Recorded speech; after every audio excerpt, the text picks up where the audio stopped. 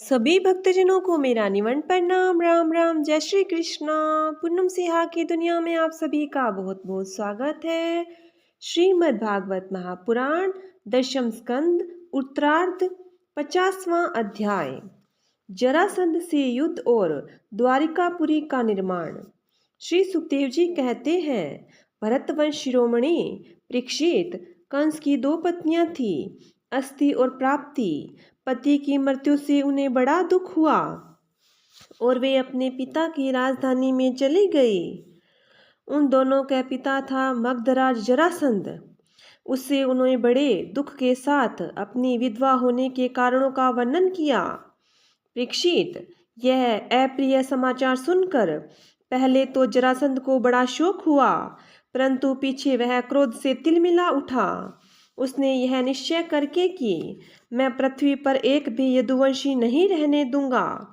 युद्ध की बहुत सी तैयारी की और 23 अक्षौहिणी सेना के साथ यदुवंशियों की राजधानी मथुरा को चारों ओर से घेर लिया। भगवान श्री कृष्ण ने देखा जरासंध की सेना क्या है, उमड़ता हुआ समुद्र। उन्होंने यह भी देखा कि उसने चारों ओर से हमारी राजधानी घेर ली है और हमारे स्वजन और पूर्ववासी भयभीत हो रहे हैं।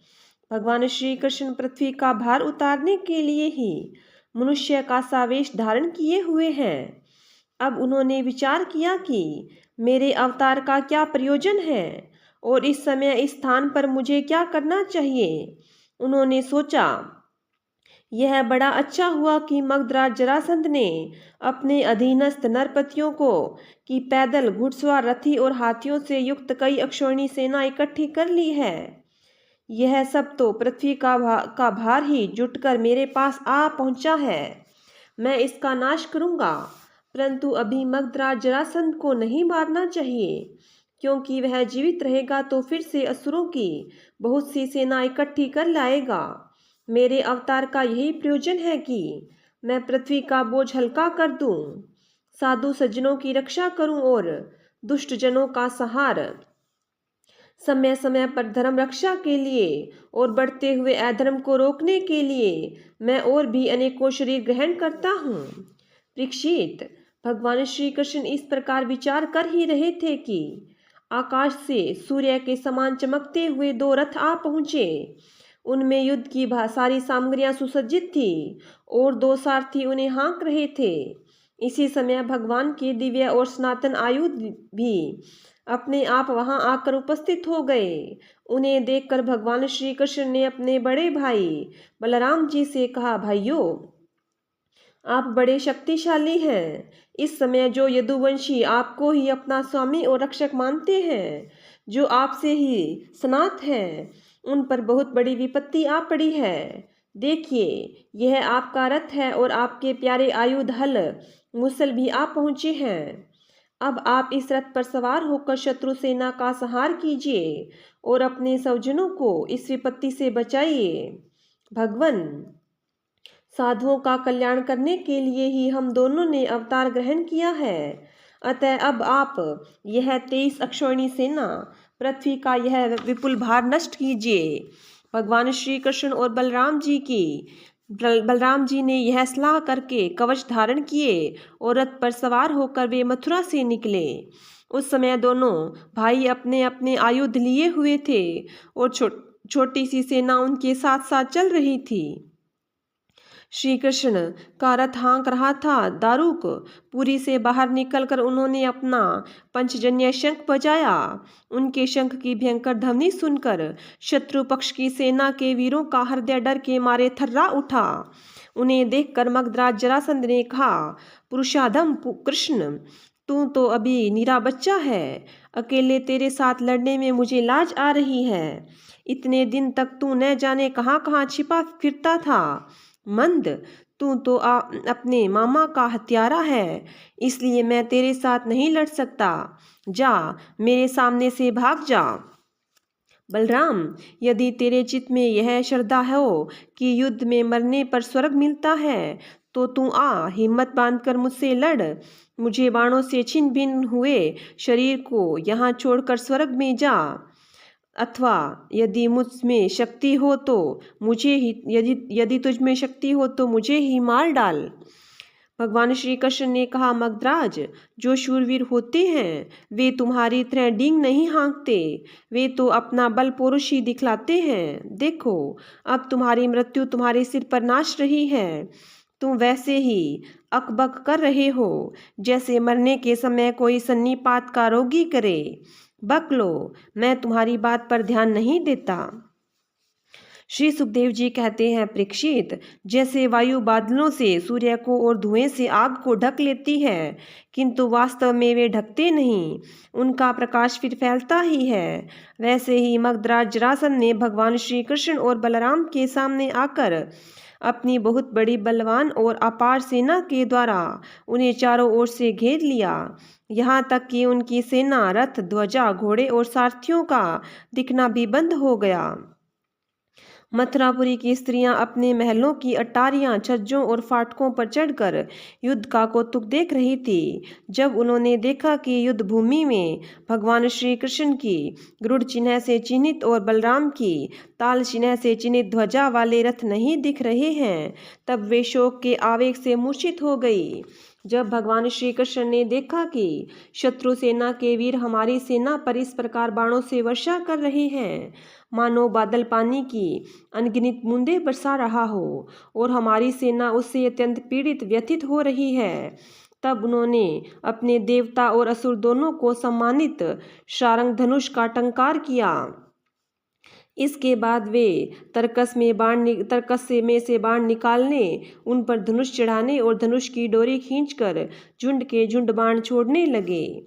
उस समय उनका वह धनुष इतनी फुर्ती से घूम रहा था मानो कोई बड़े वेग से अलात चक्र घुमा रहा हो। इस प्रकार भगवान श्री कृष्ण जरासंध की चतुरंगनी हाथी, घोड़े, रथ और पैदल सेना का संहार करने लगे। इससे बहुत से हाथियों के सिर फट गए और वे मर मर कर गिरने लगे।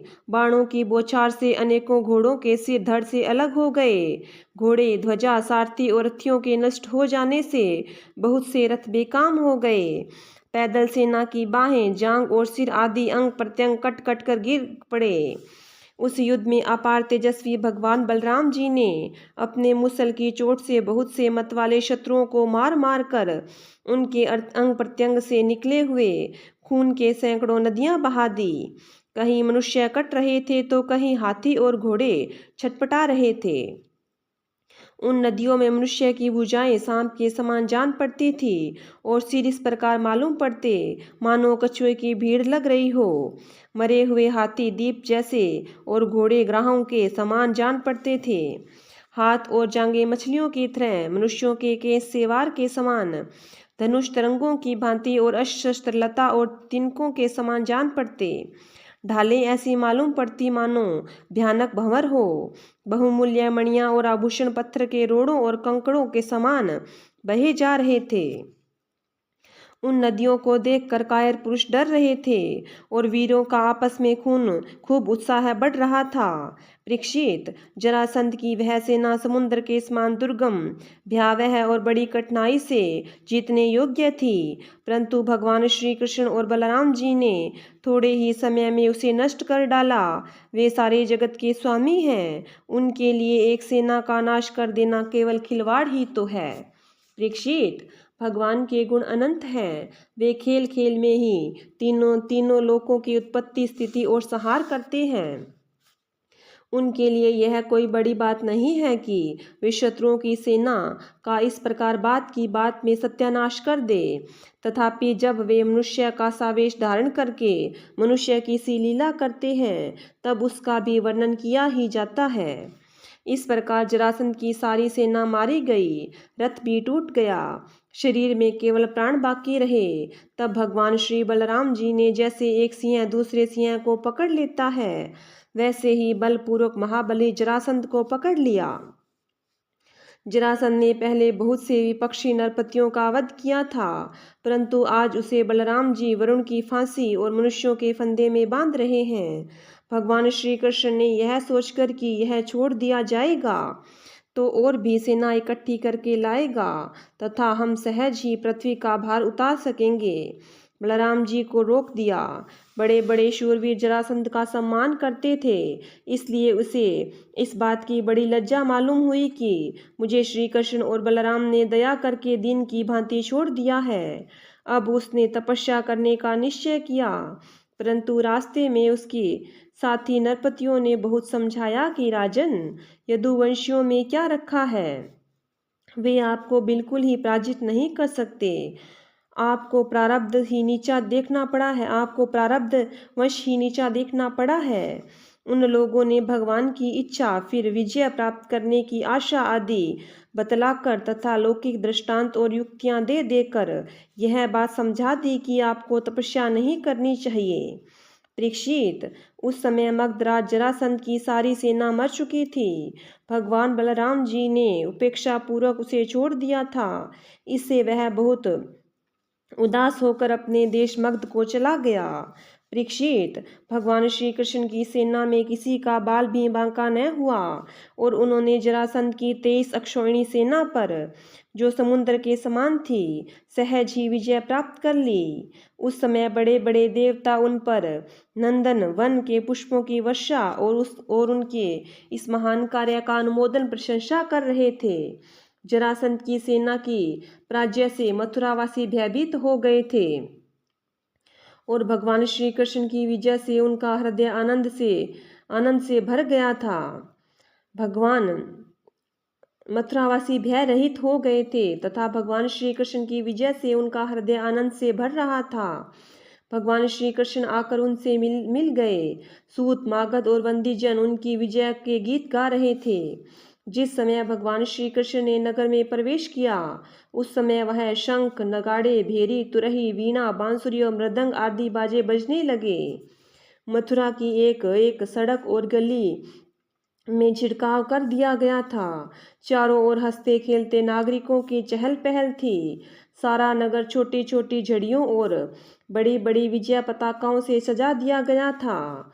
ब्राह्मणों की वेद ध्वनि गूंज रही थी और सब और आनंद उत्सव के सूचक वंदनवार बांध दिए गए थे। जिस समय श्री कृष्ण नगर में प्रवेश कर रहे थे, उस समय नगर की नारियां प्रेम और उत्कंठा से भरे हुए नेत्रों से उन्हें स्नेह पूर्वक निहार रही थी और फूलों के हार, दही, अक्षत और जौ आदि के अंकुरों की उनके ऊपर वर्षा कर रही थी।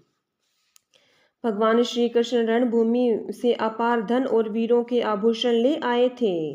वह सब उन्होंने यदुवंशियों के राजा उग्रसेन के पास भेज दिया। परीक्षित, इस प्रकार 17 बार 23 अक्षौहिणी सेना इकट्ठी करके मगधराज जरासंध ने भगवान श्री कृष्ण के द्वारा सुरक्षित यदुवंशियों से युद्ध किया, किंतु यादवों ने भगवान श्री कृष्ण की शक्ति से हर बार उनकी सारी सेना नष्ट कर दी। जब सारी सेना नष्ट हो गई, तब यदुवंशियों के उपेक्षा पूर्वक छोड़ देने पर जरासंध अपनी राजधानी लौट जाता। जिस समय 18वां संग्राम छिड़ने ही वाला था, उसी समय नारद जी का भेजा हुआ वीर कालयवन दिखाई पड़ा। युद्ध में कालयवन का सामने खड़ा होने वाला वीर संसार में दूसरा कोई न था। उसने जब यह सुना कि यदुवंशी हमारे ही जैसे बलवान हैं और हमारा सामना कर सकते हैं, तब 3 करोड़ मलेच्छों की सेना लेकर उसने मथुरा को घेर लिया। कालयवन की यह ऐसमय चढ़ाई देखकर भगवान श्री कृष्ण ने बलराम के साथ मिलकर विचार किया, अहो, इस समय तो यदुवंशियों पर जरासंध और कालयवन, ये दो विपत्तियां एक साथ ही मंडरा रही है। आज इस समय बलशाली यवन ने हमें आकर घेर लिया है और जरासंध भी आज कल या परसों में आ ही जाएगा। यदि हम दोनों भाई इसके साथ लड़ने लग गए और उसी समय जरासंध आ पहुंचा, तो वह हमारे बंधुओं को मार डालेगा या तो कैद करके अपने नगर में ले जाएगा, क्योंकि वह बहुत बलवान है। इसलिए आज हम लोग एक ऐसा दुर्ग, ऐसा किला बनाएंगे जिसमें किसी भी मनुष्य का प्रवेश करना अत्यंत कठिन होगा। अपने सब जन संबंधियों को उसी किले में पहुंचाकर फिर इस यवन का वध कराएंगे। बलराम जी से इस प्रकार सलाह करके भगवान श्री कृष्ण ने समुद्र के भीतर एक दुर्गम नगर बनवाया, जिसमें सभी वस्तुएं अद्भुत थी और उस नगर की लंबाई चौड़ाई 48 कोस की थी। उस नगर की एक एक वस्तु में विश्वकर्मा का विज्ञान और शिल्पकारी की निपुणता प्रकट होती थी। उसमें वास्तुशास्त्र के अनुसार बड़ी बड़ी सड़कों, चौराहों और गलियों का यथास्थान ठीक ठीक विभाजन किया गया था। वह नगर ऐसे सुंदर सुंदर उद्यानों और विचित्र विचित्र उपवनों से युक्त था, जिनमें देवताओं के वृक्ष और लताएं लहलहाती रहती थी। सोने के इतने ऊंचे ऊंचे शिखर थे जो आकाश से बातें करते थे। स्फटिक मणि की अटारियां और ऊंचे ऊंचे दरवाजे बड़े ही सुंदर लगते थे। अन्न रखने के लिए चांदी और पीतल की बहुत से कोठे बने हुए थे। वहां के महल सोने के बने हुए थे और उन पर कामदार सोने के कलश सजे हुए थे। उनके शिखर रत्नों के थे तथा गज पन्ने की बनी हुई बहुत भली मालूम होती थी। इसके अतिरिक्त उस नगर में वास्तु देवता के मंदिर और छज्जे भी बहुत सुंदर सुंदर बने हुए थे। उसमें चारों वर्ण के लोग निवास करते थे और सबके बीच में यदुवंशियों के प्रधान उग्रसेन जी, वसुदेव जी, बलराम जी और भगवान श्री कृष्ण के महल जगमगा रहे थे। परीक्षित, उस समय देवराज इंद्र ने भगवान श्री कृष्ण के लिए पारिजात वृक्ष और सुधर्मा सभा को भेज दिया। यह सभा ऐसी दिव्य थी कि उसमें बैठे हुए मनुष्य को भूख प्यास आदि मर्त्यलोक के धर्म छू नहीं पाते थे। वरुण जी ने ऐसे बहुत से श्वेत घोड़े भेज दिए, जिनका एक एक कान श्याम वर्ण का था और जिनकी चाल मन के समान तेज थी। धनपति कुबेर जी ने अपनी 8 निधियां भेज दी और दूसरे लोकपालों ने भी अपनी अपनी विभूतियां भगवान के पास भेज दी। परीक्षित, सभी लोकपालों को भगवान श्री कृष्ण ने ही उनके अधिकार के निर्वाह के लिए शक्तियां और सिद्धियां दी है। जब भगवान श्री कृष्ण पृथ्वी पर अवतीर्ण होकर लीला करने लगे, तब सभी सिद्धियां उन्हें भगवान के चरणों में समर्पित कर दी। भगवान श्री कृष्ण ने अपने समस्त सज्जन संबंधियों को अपनी अचिंत्य महाशक्ति योग माया के द्वारा द्वारका में पहुंचा दिया। शेष प्रजा की रक्षा के लिए बलराम जी को मथुरापुरी में रख दिया और उनसे सलाह लेकर गले में कमलों की माला पहने बिना कोई अस्त्र शस्त्र लिए सवै नगर के बड़े दरवाजे से बाहर निकल आए। 51वां अध्याय, काल यवन का भस्म होना, मुचुकुंद की कथा। श्री सुखदेव जी कहते हैं, प्रिय परीक्षित, जिस समय भगवान श्री कृष्ण मथुरा नगर के मुख्य द्वार से निकले, उस समय ऐसा मालूम पड़ा मानो पूर्व दिशा में चंद्रोदय हो रहा हो। उनका श्यामल शरीर अत्यंत ही दर्शनीय था। उस पर रेशमी पीताम्बर की छटा निराली ही थी। वक्षस्थल पर स्वर्ण रेखा के रूप में श्रीवत्सियां शोभा पा रहा था और गले में कौस्तुभ मणि जगमगा रही थी। 4 भुजाएं थी जो लंबी लंबी और बहुत मोटी मोटी थी। हाल के खिले हुए कमल के समान कोमल और रत्नारे नेत्र थे। मुख कमल पर राशि राशि आनंद खेल रहा था। कपोलों की छटा निराली ही थी। मंद मंद मुस्कान देखने वालों का मन चुराए लेती थी। कानों में मकराकृत कुंडल झिलमिल झिलमिल झलक रहे थे। उन्हें देखकर कालयवन ने निश्चय किया कि यही पुरुष वासुदेव है, क्योंकि नारद जी ने जो जो लक्षण बतलाए थे, वक्षस्थल पर श्रीवत्स का चिन्ह, 4 भुजाएं, कमल के समान नेत्र, गले में वनमाला, सुंदरता की सीमा, वे सब इसमें मिल रहे हैं। इसलिए यह कोई दूसरा नहीं हो सकता। इस समय यह बिना किसी अस्त्र शस्त्र के पैदल ही इस ओर चला आ रहा है। इसलिए मैं भी इसके साथ बिना अस्त्र शस्त्र के ही लड़ूंगा। ऐसा निश्चय करके जब कालयवन भगवान श्री कृष्ण की ओर दौड़ा, तब वे दूसरी ओर मुँह करके रणभूमि से भाग चले और उन योगी दुर्लभ प्रभु को पकड़ने के लिए कालयवन उनके पीछे पीछे दौड़ने लगा। रण छोड़ भगवान लीला करते हुए भाग रहे थे। कालयवन पग पग पर यही समझता था कि अब पकड़ा तब पकड़ा। इस प्रकार भगवान उसे बहुत दूर एक पहाड़ की गुफा में ले गए। कालयवन पीछे से बार बार आक्षेप करता कि अरे भाई, तुम परम यशस्वी यदुवंश में पैदा हुए हो, तुम्हारा इस प्रकार युद्ध छोड़कर भागना उचित नहीं है। परंतु अभी भी उसके अशुभ निशेष नहीं हुए थे, इसलिए वह भगवान को पाने में समर्थ न हो सका। उसके आक्षेप करते रहने पर भी भगवान उस पर्वत की गुफा में घुस गए। उनके पीछे काल यवन भी घुसा। वहां उसने एक दूसरे ही मनुष्य को सोते हुए देखा। उसे देखकर काल यवन ने सोचा कि देखो तो सही, यह मुझे इस प्रकार इतनी दूर ले आया और अब इस तरह मानो इसे कुछ पता ही न हो, साधु बाबा बनकर सो रहा है। यह सोचकर उस मूढ़ ने उसे कसकर एक लात मारी। वह पुरुष वहां बहुत दिनों से सोया हुआ था। पैर की ठोकर लगने से वह उठ पड़ा और धीरे धीरे उसने अपनी आंखें खोली। इधर इधर देखने पर पास ही काल यवन खड़ा हुआ दिखाई पड़ा। परीक्षित, वह पुरुष इस प्रकार ठोकर मारकर जगाए जाने से कुछ रुष्ट हो गया था। उसकी दृष्टि पड़ते ही काल यवन के शरीर में आग पैदा हो गई और वह क्षण भर में जलकर राख का ढेर हो गया। राजा परीक्षित ने पूछा, भगवन, जिसके दृष्टिपात मात्र से काल यवन जलकर भस्म हो गया, वह पुरुष कौन था? किस वंश का था? उसमें कैसी शक्ति थी और वह किसका पुत्र था? आप कृपा करके यह भी बतलाइए कि वह पर्वत की गुफा में जाकर क्यों सो रहा था। श्री सुखदेव जी कहते हैं, परीक्षित, वे इक्ष्वाकु वंशी महाराज मानधाता के पुत्र राजा मुचुकुंद थे। वे ब्राह्मणों के परम भक्त, सत्य प्रतिज्ञ, संग्राम विजयी और महापुरुष थे। एक बार इंद्रिया आदि देवता असुरों से अत्यंत भयभीत हो रहे थे। उन्होंने अपनी रक्षा के लिए राजा मुचुकुंद से प्रार्थना की और उन्होंने बहुत दिनों तक उनकी रक्षा की। जब बहुत दिनों के बाद देवताओं को सेनापति के रूप में स्वामी कार्तिकेय मिल गए, तब उन लोगों ने राजा मुचुकुंद से कहा, राजन, आपने हम लोगों की रक्षा के लिए बहुत श्रम और कष्ट उठाया है, अब आप विश्राम कीजिए। वीर शिरोमणे, आपने हमारी रक्षा के लिए मनुष्य लोक का अपार अकंटक राज्य छोड़ दिया और जीवन की अभिलाषाएं और भोगों का भी परित्याग कर दिया। अब आपके पुत्र, रानियां, बंधु बांधव और आमत्य मंत्री आदि आपके समय की प्रजा में से कोई भी नहीं रहा। सब के सब काल के गाल में चले गए। काल समस्त बलवानों से भी बलवान है। वह स्वयं परम समर्थ, अविनाशी और भगवत स्वरूप है।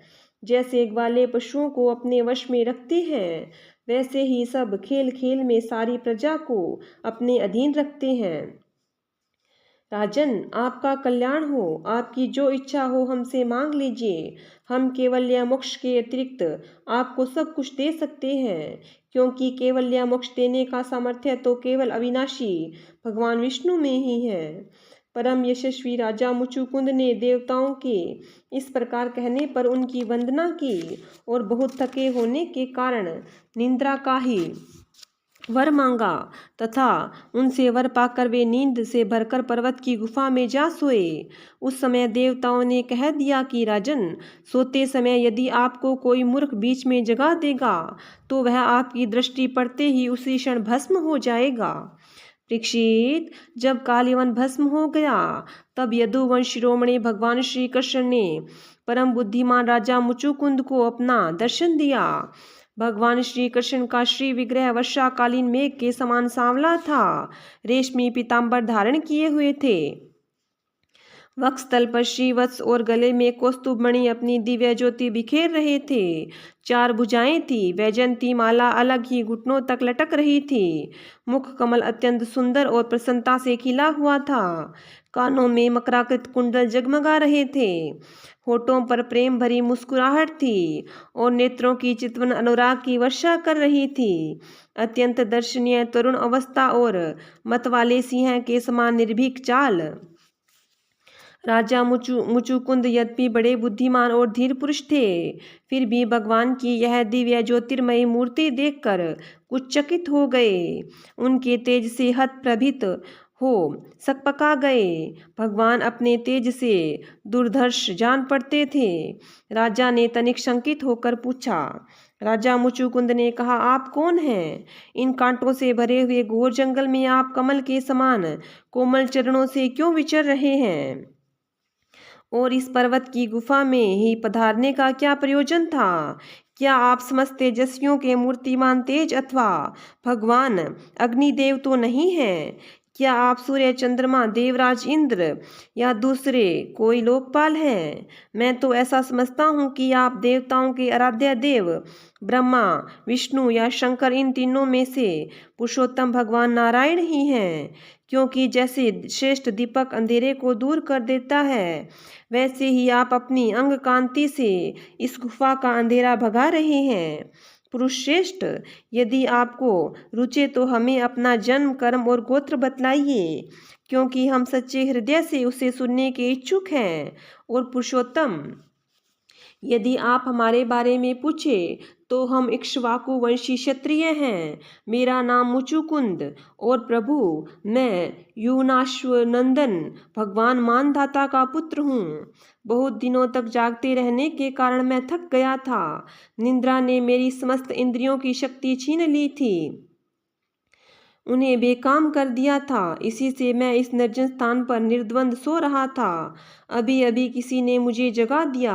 अवश्य ही उसके पापों ने ही उसे जलाकर भस्म कर दिया है। इसके बाद शत्रुओं के नाश करने वाले परम सुंदर आपने मुझे दर्शन दिया। महाभाग, आप समस्त प्राणियों के माननीय हैं।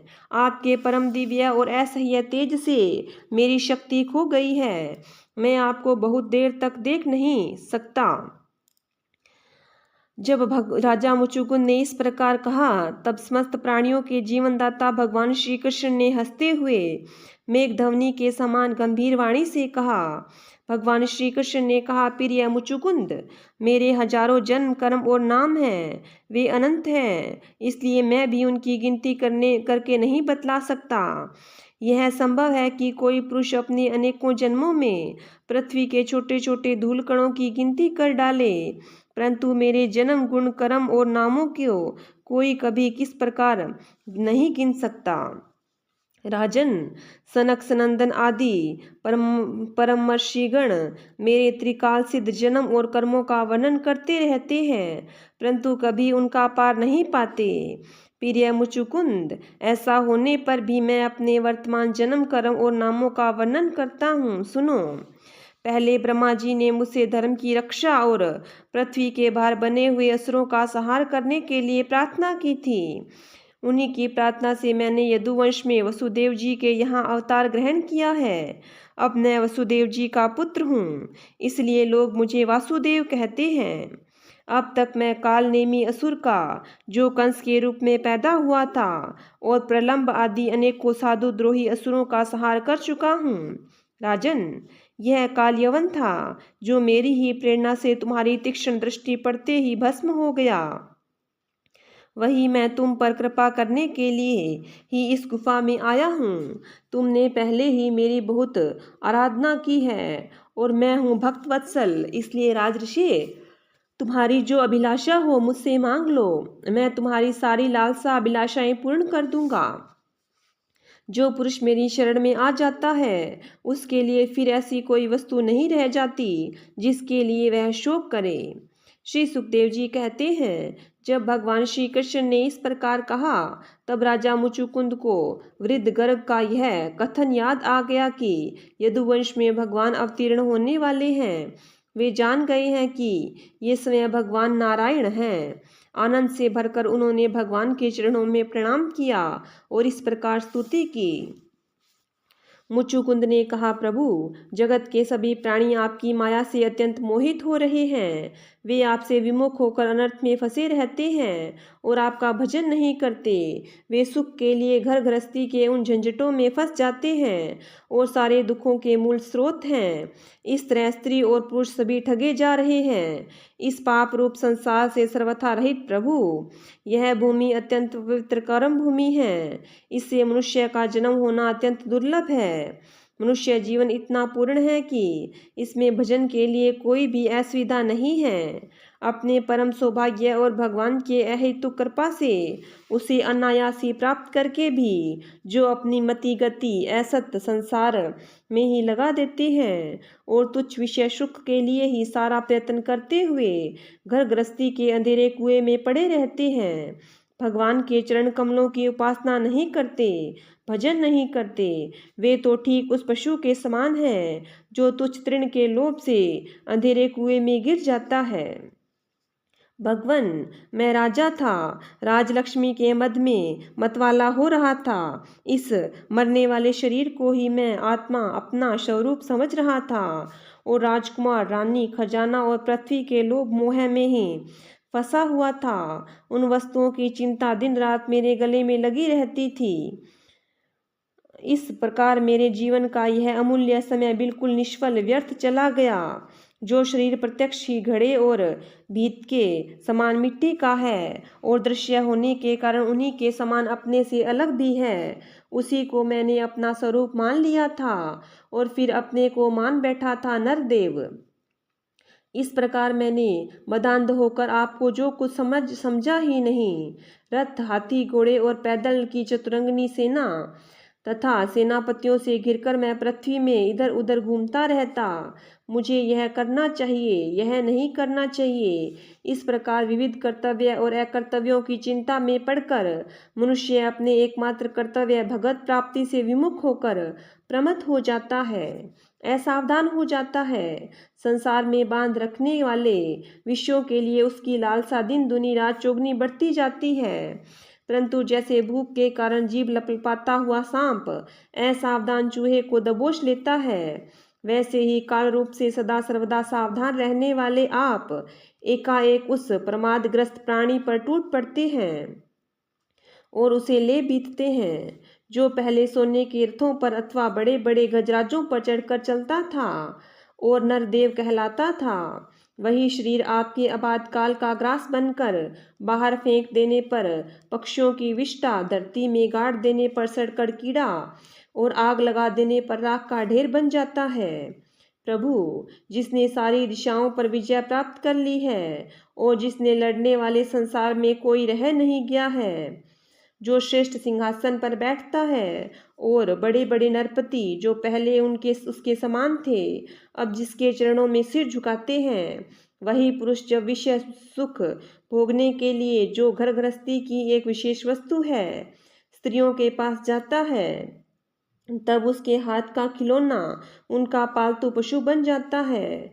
बहुत से लोग विषय भोग छोड़कर पुण्य, राज्य आदि भोग मिलने की इच्छा से ही दान पुण्य करते हैं और मैं फिर जन्म लेकर सबसे बड़ा परम स्वतंत्र सम्राट हूँ, ऐसी कामना रखकर तपस्या में भली भांति स्थित हो शुभ कर्म करते हैं। इस प्रकार जिसकी तृष्णा बढ़ी हुई है वह कदापि सुखी नहीं हो सकता। अपने स्वरूप में एक रस स्थित होने वाले भगवान जीव अनादिकाल से जन्म मृत्यु रूप संसार के चक्र में भटक रहा है। जब उस चक्कर से छूटने का समय आता है तब उसे सत्संग प्राप्त होता है। यह निश्चय है कि जिस क्षण सत्संग प्राप्त होता है उसी क्षण संतों के आश्रय कार्य कारण रूप जगत के एकमात्र स्वामी आप में जीव की बुद्धि अत्यंत दृढ़ता से लग जाती है। भगवन, मैं तो ऐसा समझता हूँ कि आपने मेरे ऊपर परम अनुग्रह की वर्षा की, क्योंकि बिना मेरी किसी परिश्रम के अनायास ही मेरे राज्य का बंधन टूट गया। साधु स्वभाव के चक्रवर्ती राजा भी जब अपना राज्य छोड़कर एकांत में भजन साधन करने के उद्देश्यों से वन में जाना चाहते हैं तब उसके ममता बंधन से मुक्त होने के लिए बड़े प्रेम से आपसे प्रार्थना किया करते हैं।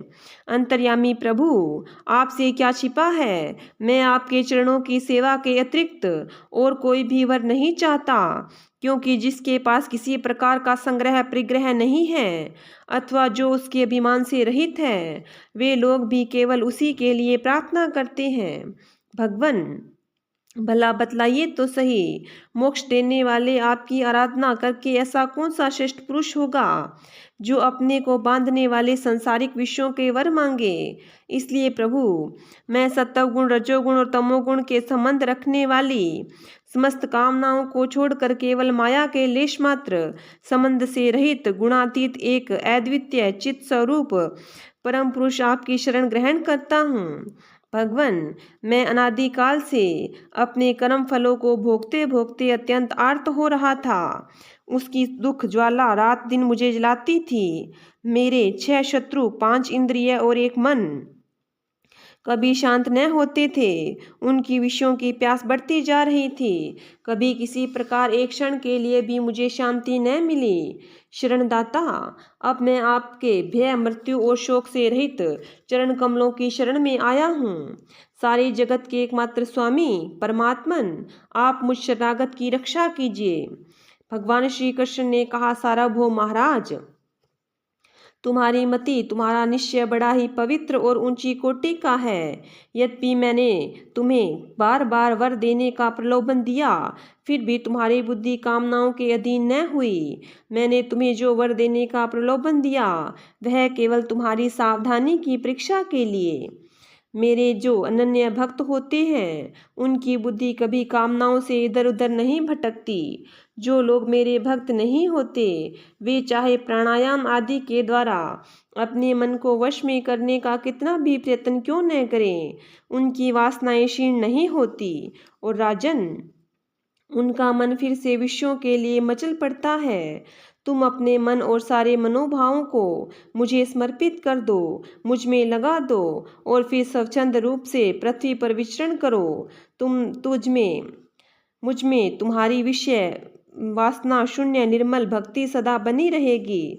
तुम क्षत्रिय धर्म का आचरण करते समय शिकार आदि के अवसरों पर बहुत से पशुओं का वध किया है तुमने। अब एकाग्रचित्त से मेरी उपासना करते हुए तपस्या के द्वारा उस पाप को धो डालो।